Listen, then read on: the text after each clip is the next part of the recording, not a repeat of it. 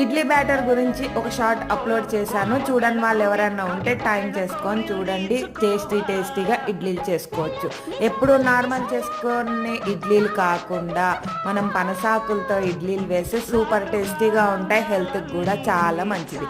ఇప్పుడు ఉన్న సీజన్లో కానీ ఇప్పుడున్న సిచ్యువేషన్స్ అంటే బయట వైరస్ కూడా వస్తుంది కదా, అలాంటప్పుడు మనం ఇలా వెరైటీగా ఇంట్లో చేసుకుంటే మనకు కూడా ఎమ్మీగా టేస్టీగా ఉంటాయి. మరి మీరు కూడా ట్రై చేయండి. దీని కాంబినేషన్ వచ్చి పల్లీలు, పుట్నాలు, కొబ్బరి చట్నీ చాలా బాగుంటుంది.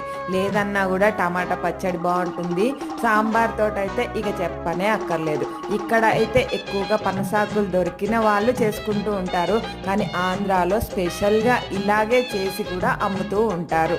పనసాకులు కొంచెం ఆయిల్ రాయాలి. ఫుల్ డీటెయిల్గా నేను చెప్తాను, కానీ నైట్ అయితే ఇలా సింపుల్గా ఇడ్లీలు పనసాకులతోటి పల్లీ పచ్చడితో నా డిన్నర్ కంప్లీట్.